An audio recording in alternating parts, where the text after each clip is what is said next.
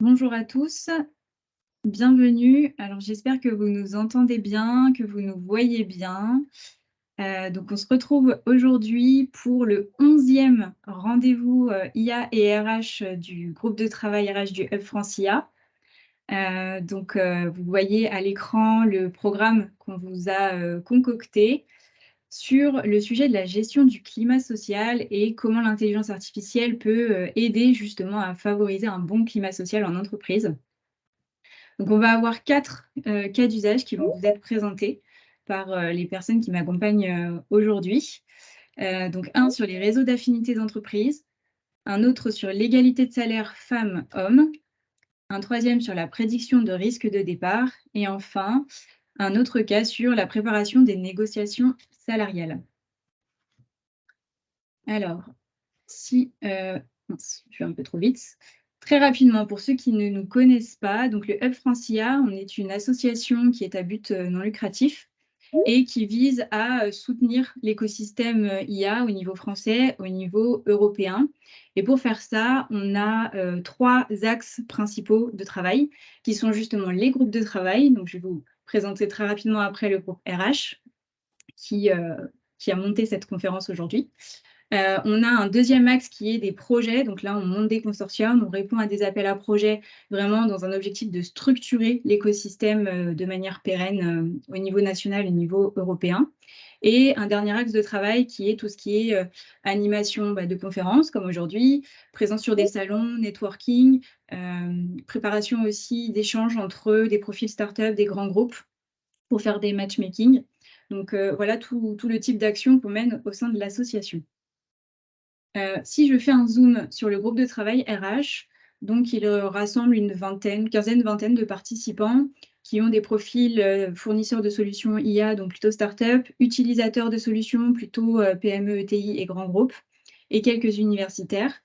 Et donc l'objectif de ce groupe de travail, c'est vraiment de comprendre comment on peut utiliser l'IA au service de la fonction RH et aider aussi les RH à s'emparer du sujet et à bien comprendre tous les enjeux qu'il y a autour.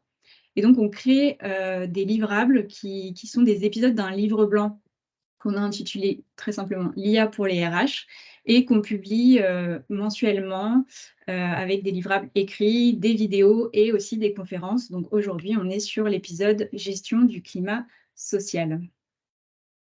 Alors, pour cette session, je suis accompagnée de Andra Anoaika, qui est data scientist à BNP Paribas. Bonjour Andra. Maxime Cariou, qui est founder et CEO de AI Max et co-founder de Top. Bonjour Maxime. Bonjour, bonjour à tous. Yosra Daoussi, qui est responsable RH de AI Max. Bonjour à tous. François-Alexandre Glaudet, qui est CEO de Cavitra. Bonjour à tous. Et Émeric Kubiak, qui est Head of Science de chez Assess First. Bonjour. Alors peut-être un bref rappel à tous les membres qui participent à la conférence. Vous pouvez réagir via le chat directement et vous avez aussi un onglet pour déposer vos questions. Donc, on a prévu un temps à la fin de la conférence pour répondre à ces questions, mais on peut aussi, voilà, si vous avez vraiment des questions en fonction des interventions qui vont être présentées, vraiment spécifiques, on pourra voilà, répondre à vos questions directement après les présentations de nos speakers. Petite précision aussi, donc la conférence est enregistrée et le replay sera disponible sur notre chaîne YouTube. Et dernière précision, les slides pourront vous être envoyés par mail à l'issue de la conférence. Donc, je pense que je vais pouvoir laisser la main à Émeric pour la première présentation. Parfait, c'est parti. Je partage mon écran. Vous me dites si c'est bon. Ça a l'air de fonctionner. Oui, c'est bon. Parfait. Donc bonjour à tous. Moi, je suis Émeric, donc psychologue du travail et directeur scientifique chez Assess First. Donc aujourd'hui, plutôt que de parler uniquement, on va dire, de climat social au sens large, j'ai choisi de vous parler aussi d'engagement. C'est-à-dire qu'aujourd'hui, on a plusieurs études scientifiques qui démontrent un lien direct entre les deux, au sens qu'un climat social favorable participe forcément à l'amélioration de l'engagement et de l'implication des employés. Et donc, l'engagement est en quelque sorte, on va dire, la finalité du climat social. Et ce qui est aussi intéressant, c'est que les deux concepts fonctionnent sous forme de boucle. C'est-à-dire qu'un bon climat social optimise l'engagement et un fort engagement va aussi optimiser, va contribuer à un bon climat social et ainsi de suite. Et donc, le problème aujourd'hui, selon moi, c'est qu'on a trop souvent considéré l'engagement à travers des facteurs exclusivement situationnels ou extrinsèques, donc on va dire des choses ou des récompenses externes. Et c'est comme ça que, malheureusement, on s'est retrouvé avec, avec des baby-foot ou des corbeilles de fruits dans tous les open space. Et donc, repenser l'engagement et surtout le maximiser, ça passe déjà par le fait d'en comprendre les bases scientifiques et historiques. Et au plus profond de sa signification, l'engagement, c'est quoi? C'est un processus d'identification psychologique avec son job. C'est-à-dire, c'est la façon dont la personne va réussir à retrouver sa propre identité dans son job, comment la personne va comprendre son job, l'interpréter et en extraire une signification, se l'approprier. Donc, au final, comment son job va lui permettre de satisfaire ses besoins. Et donc, comprendre l'engagement, c'est donc comprendre de quoi les gens ont besoin. Et ce processus d'identification, il va se faire à travers trois grands aspects qu'on pourrait appeler les 3 C, c'est-à-dire déjà la capacité et la motivation à faire la tâche, c'est-à-dire est-ce que les comportements, les valeurs, la structure psychologique sont en adéquation de ce qui est attendu sur le poste. Deuxième C, ça va être la coopération avec les autres. Est-ce que la personne va s'intégrer et s'épanouir dans le réseau relationnel en place? Et enfin, tous les aspects de coaching ou de fit managérial, c'est-à-dire est-ce que mon manager va être en mesure de libérer mon plein potentiel. Et donc aujourd'hui, l'IA et les algorithmes nous permettent d'apporter une réponse précise à ces 3 niveaux d'adéquation. Mais avant d'aller plus loin, je pense que c'est déjà nécessaire d'un peu dépassionner les débats sur tout ça. C'est-à-dire que dans le fond, un algorithme, ce qu'il faut comprendre, c'est que c'est juste une suite d'opérations logiques pour résoudre un problème, comme vous pouvez en utiliser au final chaque matin inconsciemment dans votre tête. Un exemple que je prends à chaque fois, c'est quand vous allez vous habiller, vous allez vous dire, OK, aujourd'hui, il fait plus de 30 degrés, donc je vais mettre un t-shirt, un short et des baskets. Sauf que ce t-shirt-ci est à la lessive, donc je vais plutôt mettre celui-ci. Et donc, juste le fait de procéder de cette manière, c'est un algorithme que vous construisez mentalement dans votre tête. Donc, vraiment une suite d'opérations logiques pour savoir comment vous devez vous habiller en fonction de la météo. Et donc, à partir de là, la grande question à se poser, c'est comment répondre à notre problématique d'utiliser l'IA pour comprendre le fit de la personne aux 3 niveaux que j'ai présentés tout à l'heure, donc capacité, coopération et coaching. Alors, si on s'intéresse déjà à la capacité, à la motivation à faire la tâche, le process va être assez simple. Si je prends l'exemple de l'outil qu'on développe chez Assess First, imaginons que vous souhaitiez comprendre les critères qui font la réussite et l'épanouissement sur un poste de commercial, par exemple, dans votre entreprise. Vous allez suivre trois grandes étapes. Étape numéro 1, ça va être déjà de sélectionner un échantillon de personnes qui font réellement ce job dans votre entreprise. Donc, par exemple, ici, j'ai importé 13 personnes, dont Solène, Emmanuel et Simon. Deuxième étape, vous allez évaluer ces personnes en termes de performance et d'attitude. Par exemple, ici, Solène avec une performance élevée sur le poste et une attitude exceptionnelle. Pareil pour Simon. Par contre, Emmanuel, peut-être qu'elle performe un peu moins et son attitude est plus en décalage, son attitude peut être problématique. Et troisième étape, tout simplement cliquer sur enregistrer. Donc, une fois que vous cliquez sur enregistrer, il y a une analyse qui est invisible pour l'utilisateur, mais qui se déroule côté back, qui se base sur différents types de régression et de réseaux de neurones, qui va se lancer du coup et vous ressortir ce qu'on appelle un modèle prédictif de tous les critères qui expliquent le succès et l'épanouissement sur ce rôle en question. Et donc ça, c'est un modèle que vous pouvez utiliser de votre côté pour mieux recruter, pour valider l'adéquation d'autres collaborateurs sur le poste et vous assurer que, in fine, chacun a bien la structure psychologique et les motivations pour réussir et s'épanouir sur le poste. Donc ça, c'est vraiment, on va dire, le premier facteur à venir valider pour optimiser l'engagement et aussi le climat social, puisque, in fine, si la personne n'est pas alignée en termes de qui elle est réellement, de ses comportements naturels par rapport à ce qu'on lui demande de réaliser sur le job, sa mission concrète, on va forcément arriver à un décalage assez fort qui va empêcher l'engagement de la personne sur le long terme et qui va l'amener à, on va dire, à être en situation de turnover beaucoup plus rapidement et beaucoup moins engagé. Et je vous reprends un exemple du coup qu'on a pu très récemment mener avec une société qui s'appelle Armatis, donc qui est spécialisée sur on va dire l'externalisation de centres d'appel, tout simplement, qui avait une volonté du coup de diminuer son turnover dans le cadre de recrutement massif sur un poste de téléconseiller. Et donc, en utilisant ce système, on a été en mesure de diviser le turnover à 3 mois par 2 en le faisant passer du coup de 8% à 4% seulement, en allant vraiment identifier parmi toutes les personnes qui faisaient réellement ce job-ci, les critères de personnalité, de motivation, les facteurs de raisonnement et d'engagement qui faisaient que certaines personnes allaient être plus épanouies, plus performantes et rester plus longtemps sur le job. Donc aujourd'hui, c'est une chose qu'ils utilisent pour tout leur recrutement, pour bien valider que la personne sera en capacité et aura, on va dire, les motivations pour être épanouie sur le métier. Donc ça va être on va dire, le premier élément, la capacité à faire le job. Deuxième élément, ça va être la coopération et les affinités avec les autres personnes, puisqu'aujourd'hui, chacun va inscrire son métier dans un réseau de relations qui est beaucoup plus profond et beaucoup plus vaste. Et là-dessus, on mène un gros travail depuis plusieurs années chez SS First. Nos dernières publications sur le sujet montrent qu'on peut identifier dans chaque groupe social, en fait, ce qu'on va appeler des lignes de faille ou des lignes de fracture, qui sont tout simplement en fait des lignes de division invisibles et immatérielles qui peuvent diviser un groupe en sous-groupes en fonction d'un ou plusieurs attributs de personnalité, de valeur ou de mode de raisonnement. Et plus au final ces lignes de faille sont nombreuses, plus ça va avoir un impact négatif à 4 niveaux de l'efficacité d'un groupe. Donc, efficacité d'un groupe qu'on a modélisé selon les travaux de Baudin et Savoie. Donc, déjà, au niveau de la qualité de l'expérience groupale, c'est-à-dire que plus on va identifier des lignes de fracture, plus la qualité de vie, plus le climat social dans le groupe va se dégrader. Deuxième critère d'efficacité, ça va être le rendement, donc vraiment le produit, le résultat du groupe. Troisième critère, la légitimité, c'est-à-dire est-ce que l'équipe a une bonne réputation dans l'entreprise? Est-ce que cette équipe est identifiée comme une équipe auprès des autres membres de l'entreprise? Et dernier facteur, ça va être la pérennité, c'est-à-dire est-ce que les membres de l'équipe souhaitent travailler ensemble sur le long terme. Et donc, plus on va identifier de lignes de fracture, plus ça va avoir un impact négatif sur ces 4 critères d'efficacité et amener l'équipe vulgairement dans le mur, tout simplement. Et aujourd'hui, du coup, on est en mesure, grâce à l'intelligence artificielle, de venir mapper et d'anticiper aussi des réseaux d'affinités naturels dans des groupes larges.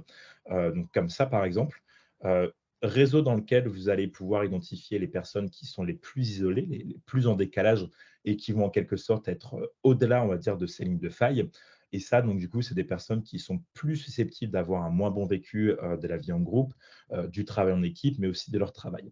Donc, vraiment des personnes qui sont plus susceptibles d'être peu engagées et d'être en situation de turnover dans les semaines, dans les mois ou les années qui viennent. Et vous allez être aussi en mesure d'également identifier les zones d'influence dans un groupe, c'est-à-dire les personnes qui sont de base très connectées au groupe, mais surtout qui sont connectées à d'autres personnes qui ont de l'influence. C'est-à-dire vraiment que ces personnes sont en quelque sorte des personnes centrales qui vont agir comme des connecteurs pour relayer des messages, propager des idées et influencer les autres. Et ce type d'analyse, c'est des choses qu'on a pu mettre en place beaucoup dans le milieu sportif, par exemple, notamment avec plusieurs clubs de handball en première division française. Et ce qu'on voit dans ce milieu du sport ou en entreprise aussi, c'est que les personnes à l'extérieur du réseau, donc c'est les personnes qu'on voyait ici vraiment en marge du réseau, sont beaucoup plus susceptibles de quitter le groupe ou encore de quitter le groupe dans les mois qui arrivent ou dans le milieu du sport à l'intersaison suivante, ou encore que 2 personnes qui sont vraiment éloignées dans ce réseau seront plus susceptibles d'avoir des problèmes pour se comprendre, pour communiquer ou pour travailler ensemble. Et donc, c'est pourquoi derrière, on va aussi utiliser l'IA de notre côté pour analyser, apprendre et comprendre le type de dynamique entre 2 profils psychologiques. Donc, le type de dynamique qui va nous permettre d'anticiper et de prédire une entente parfaite, c'est-à-dire quelles sont les meilleures combinaisons de profils pour permettre à un binôme de s'épanouir. Donc, comme on peut le voir ici, entre Mélina et moi, avec une affinité de 76%, et derrière des leviers d'action concrets et opérationnels pour permettre à ces 2 personnes de mieux se comprendre et d'optimiser leur collaboration. Donc, vraiment, une deuxième réponse là-dessus grâce à l'intelligence artificielle sur le besoin de coopération et d'entente entre les personnes. Et pour finir, concernant le fit managérial, il faut vraiment aussi le considérer comme une extension de ce que je vous ai présenté juste avant. C'est-à-dire quelles vont être les combinaisons de profils psychologiques entre un manager et un collaborateur qui vont permettre au duo d'évoluer positivement ensemble. Et là encore, dans un article qu'on a pu publier l'an dernier, on a été en mesure d'identifier des similarités et dissimilarités entre les profils qui allaient permettre d'amener une meilleure satisfaction du collaborateur, mais aussi lui permettre d'exprimer son plein potentiel au contact de son manager. Un exemple simple, c'est par exemple que les duos qui sont complémentaires en termes d'assertivité ou de dominance vont mieux fonctionner ensemble sur le long terme. Et pareil, les duos qui vont avoir, là c'est intéressant, des duos qui vont avoir des scores forts, des scores différents sur la conscienciosité, donc vraiment la rigueur dans le travail, la méthodologie, l'organisation, etc. C'est des profils qui vont peut-être avoir des difficultés pour initier la collaboration au départ, mais qui vont beaucoup mieux fonctionner à long terme et qui seront beaucoup plus satisfaits de leur relation à long terme. Et donc derrière, on va avoir le même type de logique avec un score du coup d'adéquation entre le manager et le collaborateur, et surtout des points d'appui et conseils managériaux pour permettre au manager de plus facilement engager la personne. Et donc, s'il y avait vraiment un message à retenir de tout ça, c'est que l'IA va vraiment nous permettre d'optimiser l'engagement et le climat social dans chaque entreprise grâce à l'optimisation de notre capacité à nous assurer du fit de la personne à 3 niveaux essentiels. Donc, sa capacité et ses motivations à faire le job, la coopération à travers les réseaux d'affinité, c'est-à-dire est-ce qu'elle va pouvoir faire ce job dans ce contexte-ci, avec cette équipe-ci, et enfin, le troisième C avec la partie coaching, c'est-à-dire est-ce que le manager en place va être le ou la plus à même de libérer les énergies et les motivations et l'engagement de la personne. Merci à tous. Merci beaucoup, Aymeric, pour ta présentation. Alors, je vois dans le chat qu'on a une question. A priori, l'onglet questions-réponses ne fonctionne pas bien, donc n'hésitez pas à mettre directement les questions dans le chat. Et donc, Marie te demande quel est ton retour du marché sur la mise à jour des employés, sur les tendances actuelles, donc autour de l'IA et notamment de l'IA générative. Est-ce qu'ils se mettent à jour sur ces sujets? Si oui, comment? Ou alors, est-ce qu'ils attendent des RH de faire ce travail pour eux? Alors, je dirais que dans beaucoup de cas, on se rend compte que ça vient plutôt justement des candidats, employés ou collaborateurs. C'est-à-dire que même s'il y a des entreprises qui sont hyper proactives sur le sujet, ce qui marche le mieux, je pense, déjà pour l'IA, mais après pour tout type de changement, c'est que le changement vienne aussi de la base. Et on s'en rend compte aujourd'hui, c'est-à-dire que nous, il y a beaucoup, on va dire, d'entreprises de RH qui se mettent en route, justement parce qu'elles ont été, on va dire, interpellées par des candidats ou des collaborateurs sur le sujet. Elles ont lu des études, justement, des nouveaux besoins des candidats ou des collaborateurs qui disent que, justement, ils veulent être jugés, par exemple, sur des méthodologies fiables, exemple de biais qui va vraiment les juger sur des critères réellement prédictifs de la performance. Donc, dans beaucoup de cas, il y a, pour moi, ce changement vient vraiment de la base. Et c'est aussi toute la logique que nous, on essaye d'inculquer au sens large, que ça soit dans le produit ou quand on peut faire des conférences ou autres. C'est que, en fait, le but pour moi, c'est vraiment de trouver un moyen d'apporter, que l'IA en fait apporte une plus-value aux employés, aux collaborateurs, aux candidats, ce qui va grandement faciliter, on va dire, l'adhésion des RH, des directions, des entreprises. Puisque quand ça vient dans l'autre sens, au final, on se rend compte que parfois, on peut arriver face à un mur. Parfois, les avantages de l'IA, ce qu'elle analyse, c'est parfois mal expliqué. Donc, forcément, ça va amener des préoccupations. Donc, pour moi, dans beaucoup de cas sur le marché, ça vient vraiment des employés. Et après, si vous voulez encore creuser le sujet, il y a d'autres choses intéressantes pour vraiment adresser toutes ces préoccupations que chacun peut avoir avec l'IA pour faciliter l'adhésion à un changement. Et on peut se rendre compte que on va avoir des préoccupations similaires, que ce soit côté RH, côté employé, collaborateur, etc. Mais donc, pour répondre vraiment à la question, pour moi, ça vient vraiment de la base, et c'est comme ça qu'on va pouvoir promouvoir l'IA dans les pratiques.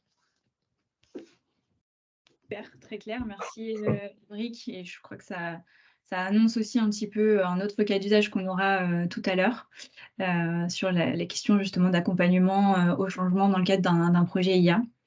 Je vois qu'on a une autre question de Dijana. Quelles sont les informations, les entrées, les données que vous utilisez à votre algo d'IA? Alors, principalement, de notre côté, pour le moment, ça va être pour vulgariser à l'extrême, deux grands types de données. Premièrement, ça va être déjà des données concernant la structure psychologique des personnes, donc personnalité, motivation, façon de raisonner. C'est-à-dire que pour collecter cette donnée, on a aussi des questionnaires psychométriques qui vont nous permettre de mesurer différents traits de personnalité, différentes motivations, etc. Deuxième type de données, ça va être des données de performance et d'engagement. Tout simplement, c'est-à-dire est-ce que la personne performe sur son job? Par exemple, pour des commerciaux, ça peut être le chiffre d'affaires. Est-ce que la personne est engagée, etc. Et après, on va avoir aussi d'autres types de données, plus sur est-ce que la personne qui nous renseigne elle-même, pardon, sur est-ce qu'elle est épanouie dans son job, est-ce qu'elle s'entend bien avec cette personne, etc. Donc, on se base uniquement, enfin très souvent, sur des données, on va dire, comportementales. On ne va pas mesurer de notre côté, par exemple, des données liées aux compétences techniques, compétences métiers, puisque c'est pas, je ne dis pas que ce n'est pas important, mais aujourd'hui, ce n'est pas notre vision. On veut vraiment miser sur ce côté structure psychologique et capacité à apprendre plutôt que les compétences réelles. Mais donc, vraiment, deux gros aspects de données comportementales et données de performance et de satisfaction d'un autre côté. Oui, c'est ce qui fait votre particularité, c'est que vous avez fait un gros travail sur vos questionnaires qui servent de base à Exactement, et c'est ça tout le but de notre vision, c'est aussi de nous dire qu'aujourd'hui, les compétences métiers, compétences techniques sont de plus en plus vite obsolètes. Il y a aussi une grosse incertitude par rapport aux compétences métiers qui seront nécessaires dans 2, 5, 10 ans. Donc, face à cette incertitude, au final, le meilleur pari à faire, c'est de miser sur celles et ceux qui auront la capacité, mais aussi la volonté de développer ces compétences quand elles seront nécessaires. Et d'un point de vue scientifique, de toute façon, aujourd'hui, ce qui prédit le mieux la performance en poste, c'est la personnalité et les facteurs on va dire la capacité de raisonnement, et pas forcément le nombre d'années d'études ou les diplômes ou l'expérience que la personne a. Ça marche, très clair. Merci à toi, Émeric. Merci beaucoup. N'hésitez pas si vous avez d'autres questions pour Émeric, on va essayer de garder quelques minutes à la fin de la séance pour continuer les échanges.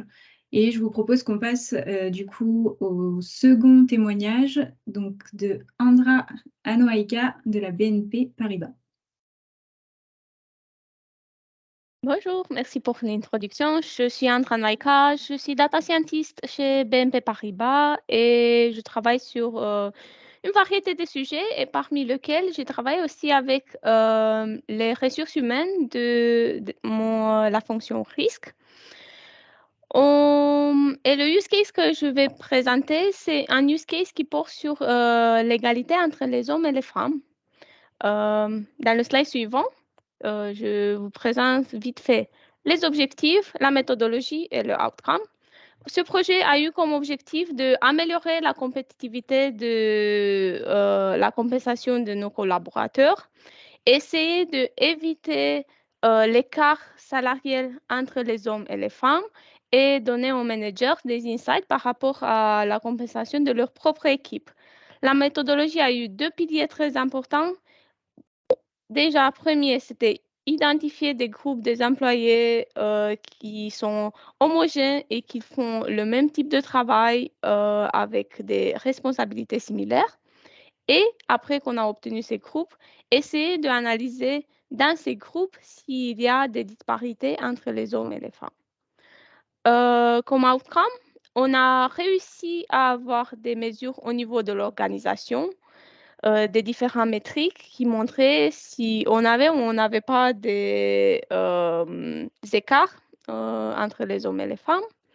On a identifié au niveau individuel s'il y avait des collaboratrices qui, eux, ils auront besoin d'un rattrapage du point de vue de la rémunération. Et bien sûr, on a aussi fourni aux managers un outil de l'aide à la décision avec des métriques et des critères d'optimisation pour l'allocation de leurs ressources. Une petite précision sur le slide prochain. Vous savez, on parle d'écart entre hommes et femmes et écart salarial. Et ce n'est pas forcément la même chose parce que parfois, il peut y avoir des écarts à cause de quelques différences structurelles. On sait qu'en général, il y a plus des hommes sur des positions de manager que les femmes. Mais nous, dans ce projet-là, on n'a pas attaqué toutes ces problématiques, mais la problématique de equal pay qui est un petit peu différente. On veut s'assurer que pour le travail de la valeur égale, on a un salaire égal. Et comment on a fait ça? Je reviens sur la méthodologie. On a eu un overview au niveau de l'organisation. On a essayé de créer des groupes, des employés qui se rassemblaient vraiment du point de vue de leur job. On a sorti des différentes métriques qui étaient, je vais les présenter plus en détail, mais des statistiques qui nous aident à comparer les salaires des hommes et des femmes. Et après, à la fin, on a pris tous nos collaborateurs et on a calculé avec l'IA un salaire potentiel qu'on a comparé après avec le vrai salaire. Et si jamais il y a eu une différence, on a laissé le manager pour prendre une décision si on va faire une action, oui ou non. Et on a mis à jour les métriques au niveau organisationnel. Et ainsi de suite. C'était vraiment un projet où on a eu beaucoup d'étapes itératives pour le développer. Dans le slide prochain, je vais vous présenter un petit peu la première partie, le view au niveau organisationnel. Mais avant de vous parler de tout ça, je sais, je n'ai pas préparé un slide par rapport aux données, mais c'est quelque chose que je veux vous parler quand même parce que c'est très important. Vous savez, en anglais, on dit garbage in, garbage out. Si les données ne sont pas bonnes, le modèle il peut être la réseau de neurones la plus fabuleuse du monde. Ça ne va pas donner de bons résultats. Nous, on a travaillé vraiment côte à côte avec les ressources humaines pour s'assurer qu'on a bien pour chaque employé les données correctes, le type de job qu'ils font, le niveau de responsabilité, le niveau d'expérience, le type de carrière qu'il veut suivre, s'il veut devenir un manager ou s'il veut devenir un expert. Et une fois qu'on a eu tout ça, on a commencé notre travail. Et première étape, c'était une étape de clustering. On a créé des différentes catégories de jobs. Et si jamais la catégorie de jobs était très vaste et on a pu appliquer en dessus des logiques business qui sont propres à BNP Paribas, à la façon qu'on travaille. Et on a obtenu des clusters qui étaient plus petits. Une fois qu'on a eu ces clusters, dans le slide prochain, j'ai quelques métriques qu'on a pu montrer. Je vais mentionner, bien sûr, quand on parle des métriques qu'on peut comparer, ça nous vient à l'esprit déjà la médiane et la moyenne salariale. Mais on a pu jouer avec encore plus parce qu'on a emprunté des métriques d'autres domaines. On a mis le Gini Index, qui normalement, c'est une métrique qu'on utilise en économie pour comparer si la situation dans un pays, la richesse est à peu près distribuée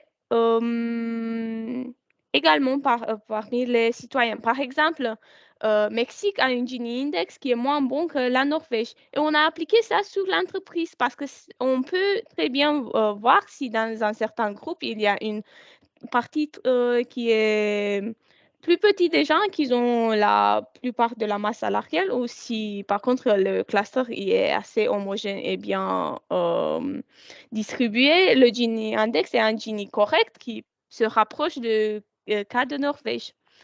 L'autre métrique, sans vous ennuyer avec l'explication comment on calcule Almost Stochastic Dominance, ça montre si en général les salaires d'une équipe, ils sont plus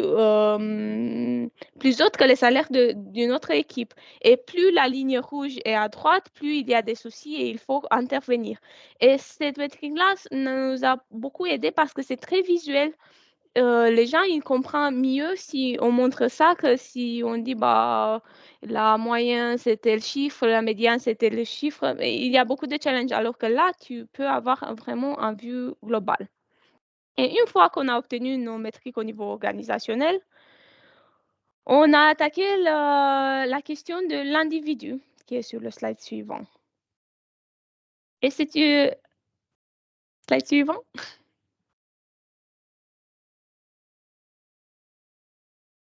Le slide suivant. Non? Bon, je dis la question quand même. Moi, comme collaboratrice, si jamais je ne serais pas une femme mais un homme, combien je peux gagner?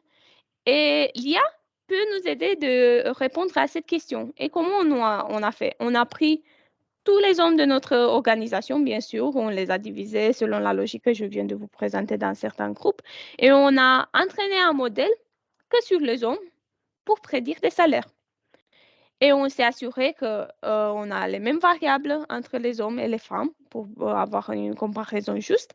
Et on a dit, bon, si moi j'ai ces caractéristiques-là, j'ai ce niveau d'expérience, j'ai ce type de job, j'ai ce niveau de responsabilité, combien j'aurais gagné? Et on a obtenu un résultat que l'IA nous a donné et on l'a comparé avec la réalité. Et c'est ça que nous a permis de dire à un manager, bah, voilà, le IA a prédit ce salaire, cette femme a ce salaire-là, d'où vient la différence? Si on va sur le slide prochain. Bon, c'est pas, je me débrouille sans. Passer le slide, Andra? Ça ne fonctionne pas sur les slides? Là, je suis sur le dernier. Maintenant, c'est bon. Ok. Alors, l'approche a eu plusieurs avantages. Déjà, c'est une approche, car c'est supervisé, on peut voir s'il y a des erreurs. Et si jamais il y a des très grandes erreurs, on peut dire bah, l'approche, c'est pas bien, on ne va pas utiliser ça pour prédire des salaires. Mais heureusement, dans notre cas, on a eu des métriques de performance qui montraient qu'en fait, les prédictions faites par le IA pour les hommes, ils se rapprochaient de leur salaire actuel. Donc, on a dit, bon, c'est une approche valide et on peut l'utiliser sur les femmes. Après, au début, les managers, ils étaient un petit peu sceptiques et on a travaillé avec les ressources humaines pour essayer de les rassurer. Et ce qu'on a fait, on a développé un module d'explicabilité, mais local, pour montrer pour chaque femme comment on est arrivé à ce résultat-là. Et il y a encore un aspect qui est important. Les collaborateurs sont très différents entre eux. Ils peuvent avoir des profils qui sont assez uniques parfois, ou parfois pas. Il y a des profils qui sont assez standards. On a peut-être une centaine de collaborateurs qui font vraiment le même type de job. Il y a le même type de responsabilité. C'est juste peut-être le périmètre qui est différent. Pour la première catégorie, on a des jobs qui sont assez uniques dans l'entreprise. Mais l'algorithme a un petit peu de mal à trouver une bonne prédiction.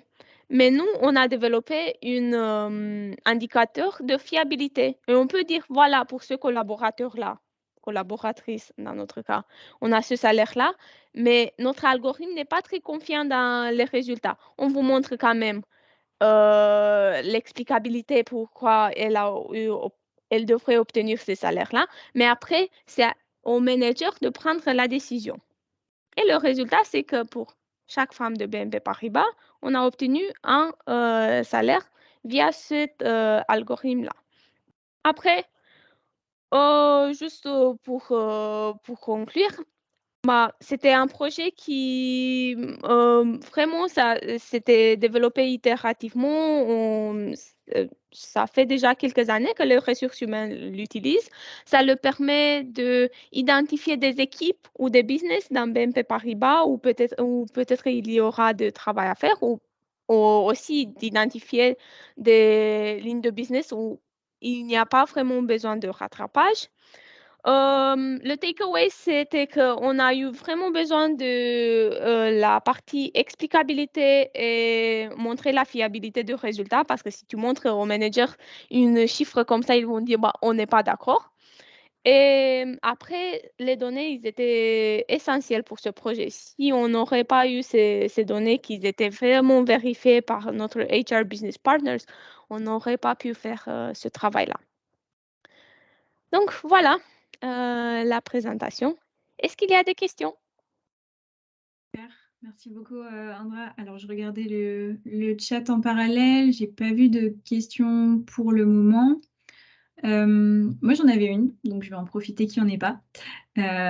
Est-ce que, du coup, parmi les managers, il y en a qui ont essayé de challenger l'utilisation de l'IA et du coup, comment vous avez fait face à cette problématique? Oh, oui, bien sûr. En fait, ce projet que je présente, ce n'est pas exactement la forme initiale. Au début, par exemple, les clusters, ils étaient des clusters qui étaient formés automatiquement. Mais comme on n'a pas réussi à les convaincre que voilà, c'est les bons clusters, on se dit, bah, pour cette partie-là, peut-être qu'on va laisser une logique de filtering et le RH de travailler. mais on va le garder pour la deuxième partie où on a pu vraiment dire aux managers qui nous challengeaient, voilà, ça c'est les métriques qu'on utilise pour montrer la fiabilité de nos résultats. Ça, c'est l'explication de nos résultats. Voici exactement le degré de fiabilité. Si vous devrez vraiment faire confiance ou non dans la chiffre que nous on présente. Ah, je vois une question, en effet. Ça variait des années à l'année, mais c'était entre 1500 et 2000. C'était un périmètre qui était restreint sur la France, mais par contre, le périmètre, ça portait sur tous les business lines de BNP Paribas, donc c'était assez complexe de ce point de vue. Ok, très clair. J'essayais d'activer mon micro, mais ça met un peu de temps de chez moi. Peut-être une dernière question avant de passer au prochain cas d'usage. Qu'est-ce qu'ont pensé justement les collaborateurs de ces salaires qui ont été prédits par votre algo? Du côté de femmes, je pense qu'ils étaient plutôt contentes, mais après, on a eu aussi la question, est-ce que pour les hommes, on va faire quelque chose? Et c'est un cours de réflexion parce qu'une des résultats qu'on a trouvé un petit peu étonnant, c'est que parfois le Gini Index dans une population des hommes, ça montrait que parfois c'est pas très égalitaire. Et donc, c'est un cours de réflexion au niveau de RH. Qu'est-ce qu'on peut faire pour les hommes aussi?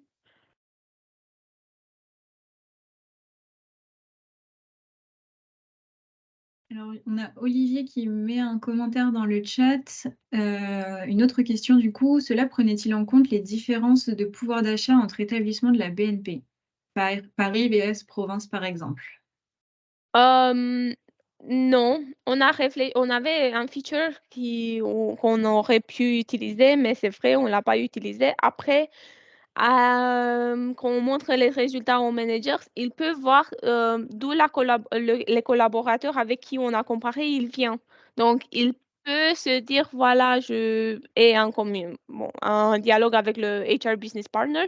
Ils peuvent voir s'ils vont prendre ça en compte, mais l'algorithme, dans la façon automatique, il ne prend pas ça en compte. Nous, on regarde vraiment le type de job, le niveau de responsabilité, le niveau d'expertise de la personne, s'ils sont managers ou ils veulent devenir un super expert dans l'IA, par exemple.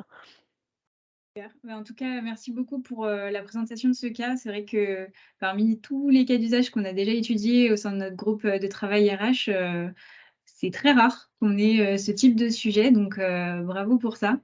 Et alors, je vois le temps qui avance. Il est déjà 12h10 bientôt. Il nous reste 20 minutes. Donc, je vais inviter les prochains intervenants à activer leur caméra pour présenter donc le use case sur la prédiction de risque de départ. Merci, Andra. Bonjour à tous. Bonjour à tous. Alors, notre sujet aujourd'hui, c'est une solution d'intelligence artificielle qui traite des risques de départ. Donc, c'est un outil de prédiction des risques de départ. Je vais commencer par présenter très brièvement Emacs. Donc, la prochaine slide, s'il vous plaît, Camille. Alors, voilà, donc nous sommes Emacs. Nous sommes donc une ESN donc spécialisée dans le domaine de l'IT. Nous avons plus de 200 consultants répartis sur 4 bureaux en Tunisie, en France, en Égypte et en Belgique. Nous sommes une entreprise qui est en très forte croissance. Voilà, nous avons plus de 70 clients worldwide. Next slide, please, Camille. Voilà, donc là, le sujet, c'est le climat social. Donc moi, je vais aborder le sujet de l'intelligence artificielle pour améliorer ou pour garantir un bon climat social, mais d'un point de vue RH. Je remercie les personnes précédentes parce qu'ils ont traité du sujet avec un aspect un peu plus technique. Mais moi, je vais mettre plutôt l'accent sur le volet RH de l'implémentation d'une solution IA. La slide suivante, s'il vous plaît. Voilà, alors les ressources humaines, c'est une solution qui est très humaine. Alors, c'est du human to human. Donc, appliquer une solution qui est plus automatique et basée sur des algorithmes, sur des problématiques ou sur des sujets qui sont très humains, c'était quand même un peu délicat au début. Enfin, là, on va plutôt traiter des départs. Les départs, on sait très bien qu'il y a des raisons internes et aussi des raisons externes au départ. Nous avons essayé d'englober ou plutôt de traiter des différentes raisons. Les raisons peuvent aller d'un mal-être au sein de l'entreprise jusqu'à, par exemple, les causes externes. Une séduction, une approche directe, une chasse, etc. Donc, il y a des éléments marchés, il y a des éléments internes à l'entreprise et il y a aussi des éléments individuels. Donc là, notre outil IA qui est Team Opportunity Prediction, c'est top. C'est un outil qui est très dynamique et qui est très interactif également, qui va nous permettre de compiler ces données internes avec des données externes et des données du marché, afin de nous permettre d'avoir une analyse qui est claire et objective de ces raisons de départ-là, de les prédire. Donc, nous avons des courbes et des alertes, justement, dès qu'il y a un risque de départ qui dépasse le seuil normal des départs. Et donc, là, avec l'alerte, il y a aussi une proposition de plans d'action qui sont adaptés à chaque situation et à chaque collaborateur à part, avec une timeline qui est déjà prédéfinie et une timeline précise. Donc, ici, on parle bien d'un outil qui implique à la fois RH et management. La prochaine diapo, s'il vous plaît, Camille. Donc, voilà, un retour sur expérience, comme j'ai dit, d'un point de vue RH. J'essaie juste d'être un peu rapide. Alors, s'il vous plaît, la prochaine slide. Voilà, donc ici, sur notre retour d'expérience, je vais commencer par les petites, je dirais, difficultés que nous avons rencontrées lors de la mise en place de TOP. Alors, on sait très bien que la conduite du changement auprès du management en particulier n'est pas très simple. Alors, l'implication du management, quand on a un management qui est débordé, quand on a un management qui est très impliqué dans son day-to-day, voilà, faut vraiment les motiver à utiliser cet outil. Ce que nous avons fait, c'est d'accompagner avec une grande proximité les managers. Donc, à chaque fois que nous avons une démission au début, ce qu'on a fait, parce qu'on sait que le management n'a pas vraiment, enfin, n'a pas joué le jeu, il n'était pas vraiment très impliqué dans l'utilisation de cet outil. Donc, à chaque démission reçue, ce que nous avons fait, c'est d'expliquer, c'est de revenir sur chaque démission à part, de l'expliquer d'un point de vue top. Et on va voir que généralement, à 80% ou à 87% à peu près, il y a la prédiction du départ qui est exacte et correcte par l'outil. Donc, il y avait aussi une petite peur par rapport à l'import des données sur le format. L'import se fait via des fichiers, etc. Mais nous avons été très bien accompagnés par l'équipe TOP sur l'import de nos données et le fait d'avoir des données exactes et fiables. Par la suite, nous avons l'outil en place. Il y a le management qui s'est convaincu au fur et à mesure de l'utilité de l'outil et surtout de sa fiabilité. Donc là, on voit comme une surutilisation de l'outil. Donc là, on remarque que la majorité de nos managers, ils se connectent très souvent à l'outil, ça c'est très bien. Par contre, ils se reposent principalement sur l'outil et les résultats de l'outil.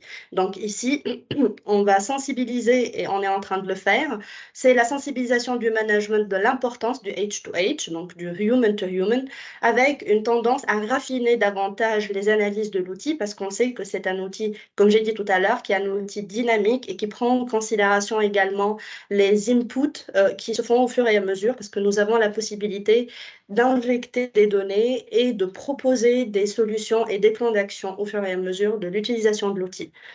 La prochaine slide, s'il vous plaît, Camille, sur laquelle nous allons discuter voilà, le retour sur expérience plutôt positif. Donc ici, on va regarder une baisse. Donc, nous avons observé vraiment une baisse de 20% de notre turnover sur une année, qui est très bien. Alors, l'année on ne peut pas dire que c'est vraiment une année référence si je parle de l'année 2021 et l'année 2022, parce qu'en 2021, c'est le post-Covid, donc le marché était un peu dans une dynamique particulière, je dirais, mais nous avons quand même observé 20% de baisse du turnover, avec une prédiction des démissions avec un taux d'exactitude de 87% sur le mois de mai déjà, 87% sur l'ensemble des démissions. Donc voilà, je tiens juste à préciser que nous avons tous nos collaborateurs inscrits sur la base, les collaborateurs de toutes nos filiales. Et donc déjà, nous avons 87% de bonnes prédictions par l'outil. Les actions correctives et préventives des nudges par le machine learning et surtout les smart KPIs qui sont dynamiques et prédictifs, ça nous permet d'avoir un pas en avant par rapport à ce qui se passe et par rapport aux risques auxquels nous pouvons nous confronter dans le temps. Donc voilà, c'est une approche qui est proactive et nous sommes vraiment dans la prédiction. Alors, des plans de rétention qui sont très adaptés à des situations particulières en se basant sur l'historique du collaborateur, son équipe, le situer dans un marché. Donc, nous prenons vraiment en considération la singularité, la subjectivité de chaque collaborateur. Il y a aussi la variable, la variable dynamique de l'outil qui est vraiment enrichie continuellement avec des interactions avec les users. On propose des plans d'action, on essaie de les suivre. Les résultats, ils sont aussi inscrits dans l'outil et pris en considération par la suite par l'outil, cet outil qui prend en considération toutes les variables et même des propositions nouvelles. En plus, vu que l'outil nous permet d'avoir des smart KPIs, c'est un outil qui est interactif, etc., nous avons pensé à élargir son rôle et peut-être même, pourquoi pas, remplacer les CRH par cet outil qui ne cesse d'avancer et de couvrir pas mal de périmètres, excusez-moi, et de couvrir pas mal de périmètres de la fonction RH.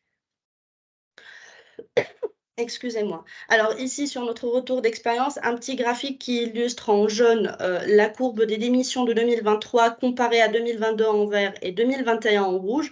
Comme j'ai dit, l'année 2021 n'est pas une année de référence, mais si on regarde déjà sur l'année 2022, on voit que la tendance est plus ou moins la même, mais les chiffres, ils sont moindres. Donc, l'utilisation a un résultat positif, visiblement, et l'implémentation de TOP chez Emacs est efficace. La diapo suivante. Alors ici, nous allons parler des points de vigilance. Donc, si on dit IA qui est appliqué à la RH, le point le plus important aujourd'hui, c'est l'application de la législation relative à la RGPD, suivre étroitement et être en veille continue sur l'évolution réglementaire concernant l'intelligence artificielle. Avec TOP, on constate que voilà, on signe un NDA avec toute attribution d'accès, les accès sont contrôlés, on contractualise le respect de la confidentialité, les données sont anonymisées et archivées après usage. Le suivi de la AI Act, bien sûr, ça c'est un volet qui est important, qui est aussi en évolution et auquel on doit être en veille active. Le contrôle des accès, ça j'en ai parlé. Les données qu'on utilise sont des données qui sont disponibles, qui sont partagées par les collaborateurs eux-mêmes. Donc, vraiment, il faut mettre l'accent, il faut être très vigilant par rapport à l'application de la législation européenne de gestion de données confidentielles Oui, et de données d'ailleurs, personnelles. juste pour compléter ce que tu nous dis, Yusra, en effet, sur le sujet de l'AI Act, il y a des travaux aussi qui se développe bien avec le GTRH de Francia. Ce qu'on devine et ce qu'on commence à comprendre du côté des éditeurs, c'est qu'en effet, ça penche beaucoup vers la demande de consentement. Enfin, moi, je le ressens comme ça.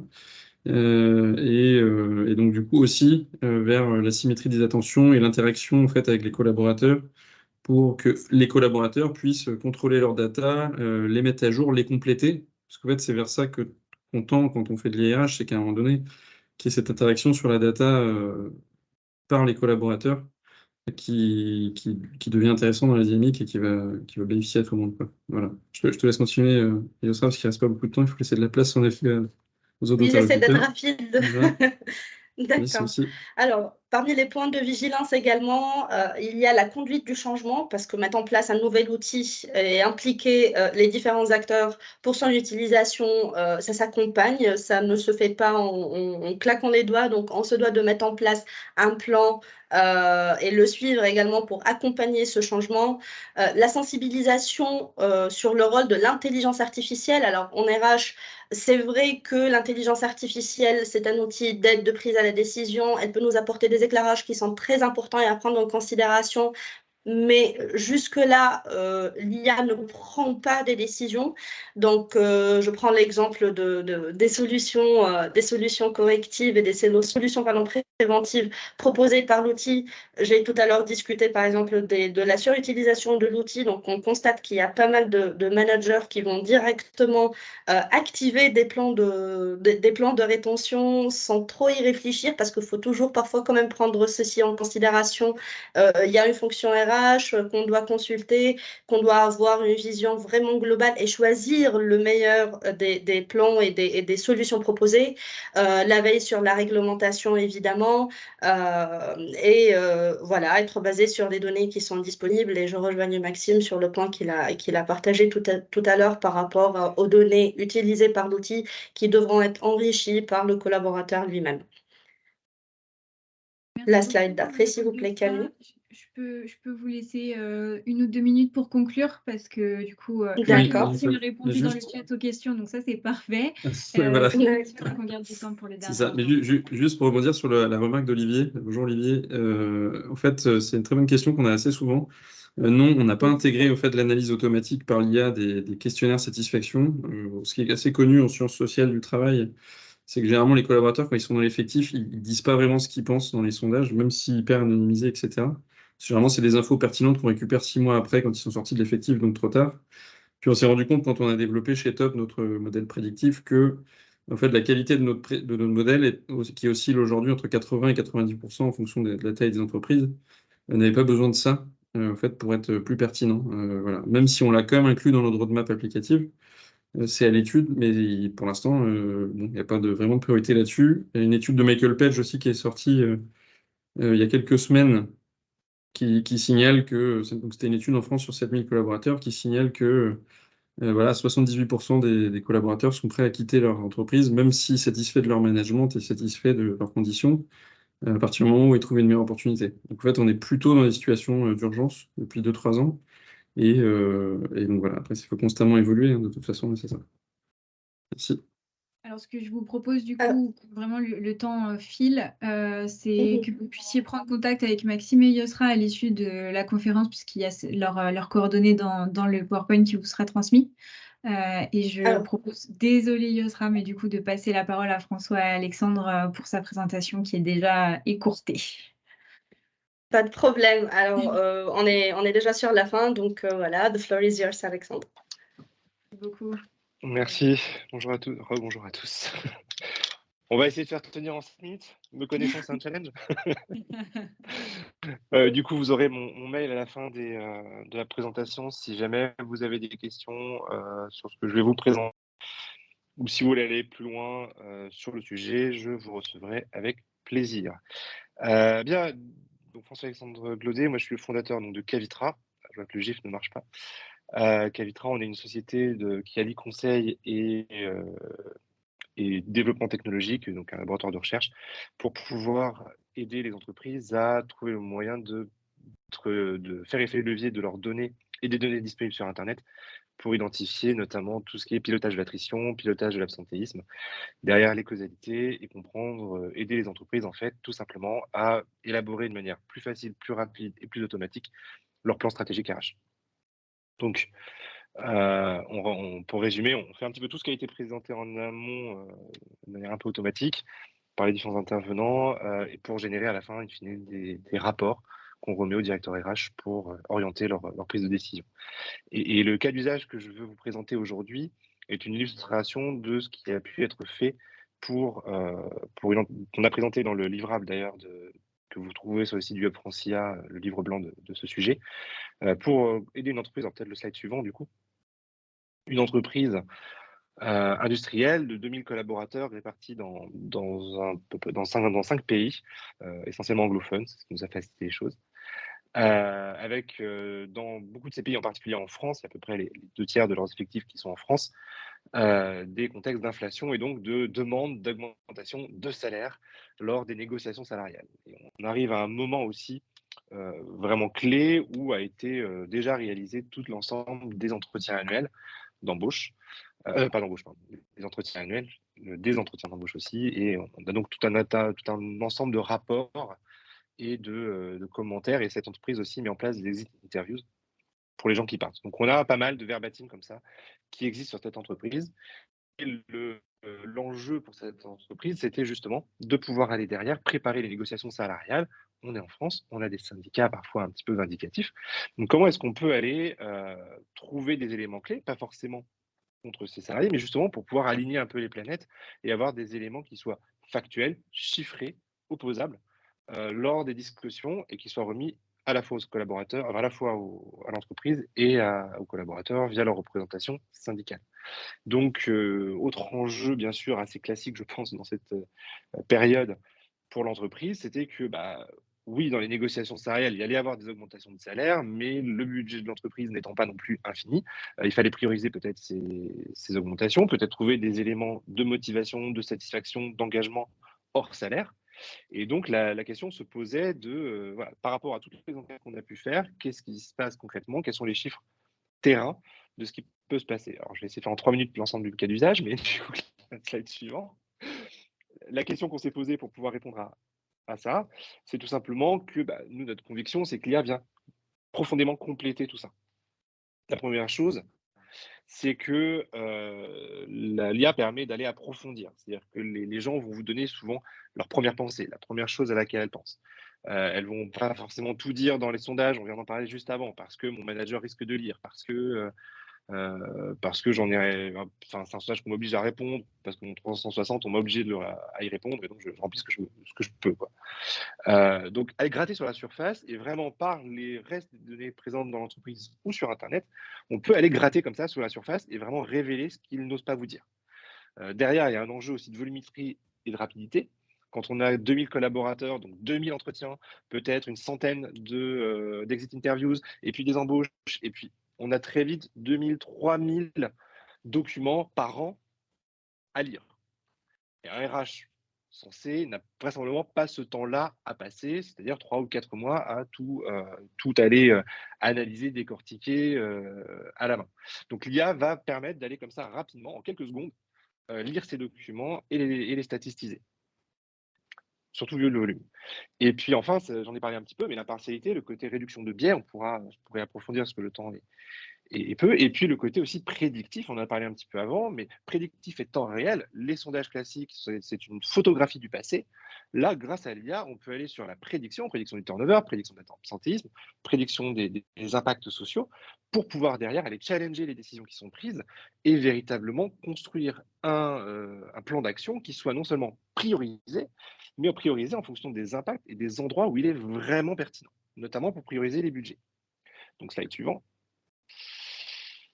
L'habitude de ne pas changer. Voilà, donc la process qu'on a fait, je passe très vite. Si vous avez des questions, vous pourrez venir me voir. En gros, nous, on a une machine qui suit à peu près 5000 entreprises en permanence et qui peut en collecter d'autres si nécessaire. Donc, on va collecter sur Internet un ensemble d'informations sur différents sites.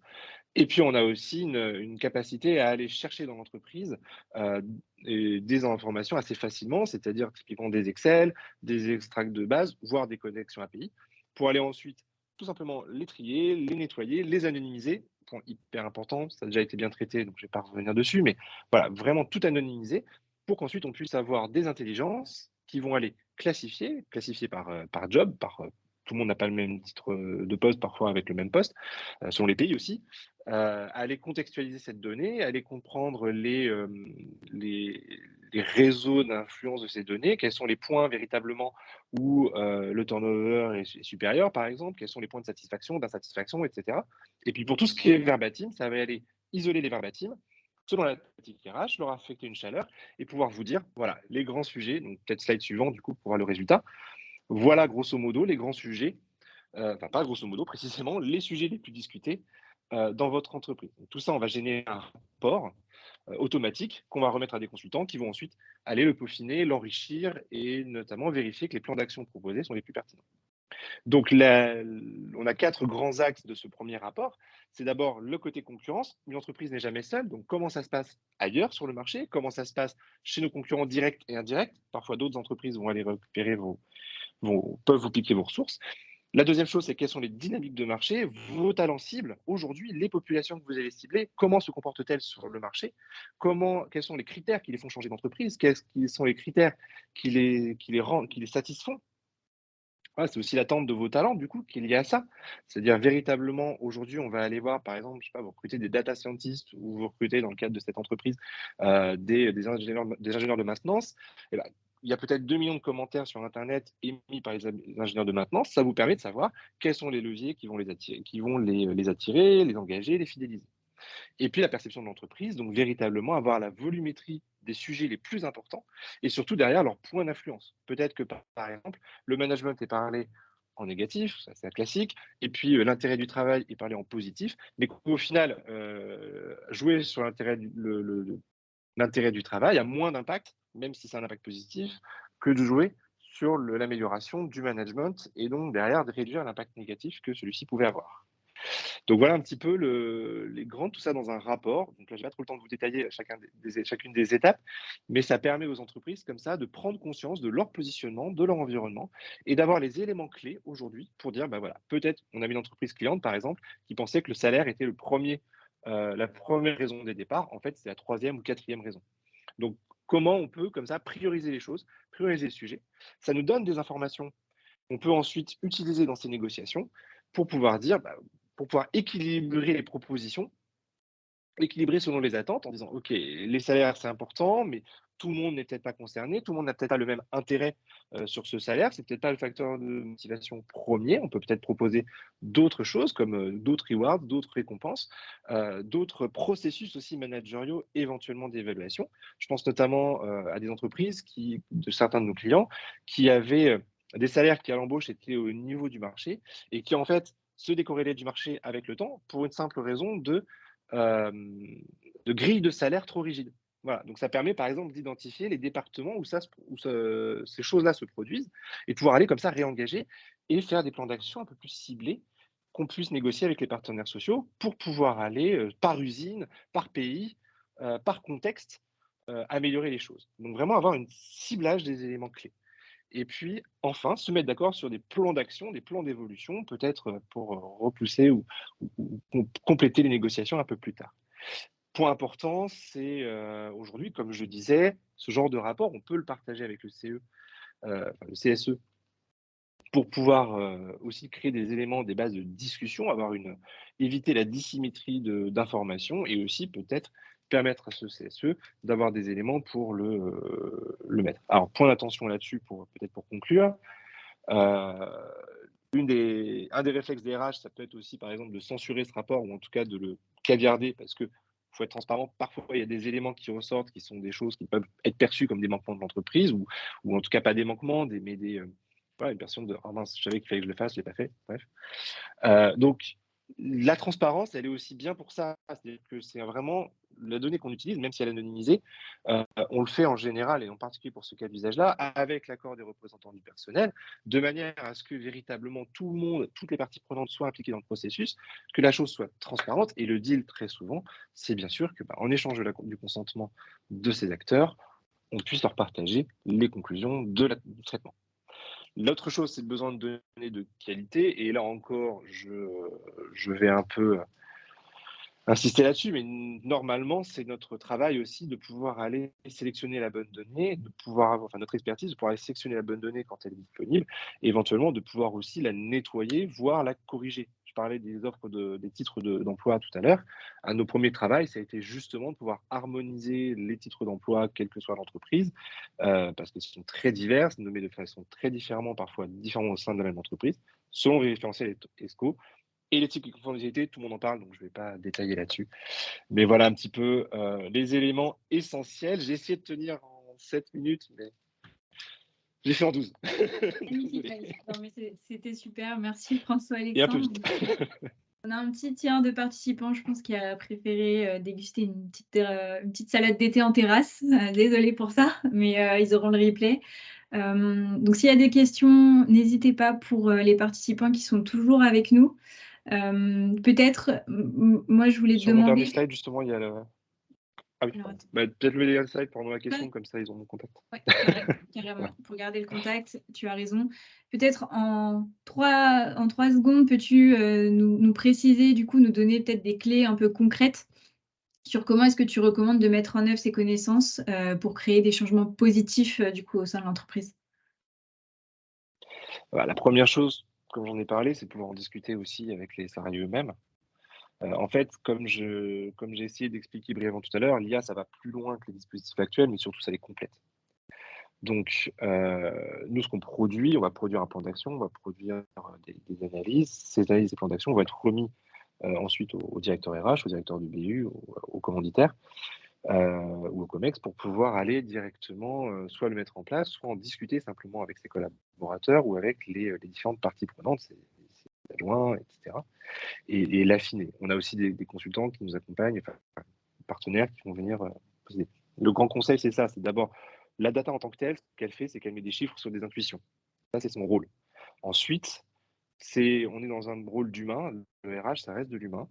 Donc, oui, on peut faire de l'automatisation de certaines choses, mais ça reste de l'aide à la décision. Et donc, à partir de là, c'est un élément de discussion factualisé. Ça permet, par exemple, un de nos clients avait fait énormément, qui a un gros problème de turnover, avait fait énormément d'interviews, énormément de workshops, énormément de sondages, et malgré tout, le COMEX, entre guillemets, scientifique avéré, était sceptique de ce qui remontait.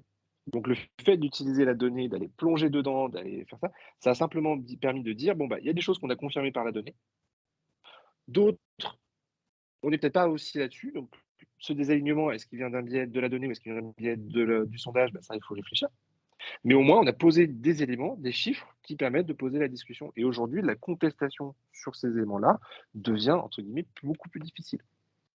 Et donc, c'est à partir de là, par la discussion, par la mise en place, et puis surtout, ce que permet pour dernier point, ce que va permettre aussi ce type d'outil ou ce type d'outillage, c'est de suivre en temps réel de manière prédictive. C'est-à-dire qu'une fois qu'on a fait le screenshot, on peut le remettre à jour quasi, peut-être pas quotidiennement, ça peut-être pas son intérêt, mais de manière très régulière et pouvoir piloter finement, ce qui est impossible avec une enquête annuelle et très difficile avec une pulse survey dont les gens vont vite se lasser à répondre.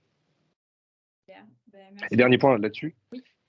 Ça permet, en 10 secondes, ça permet aussi d'être discret par rapport aux collaborateurs. Là où une enquête va les solliciter, va leur demander de l'engagement et de l'action.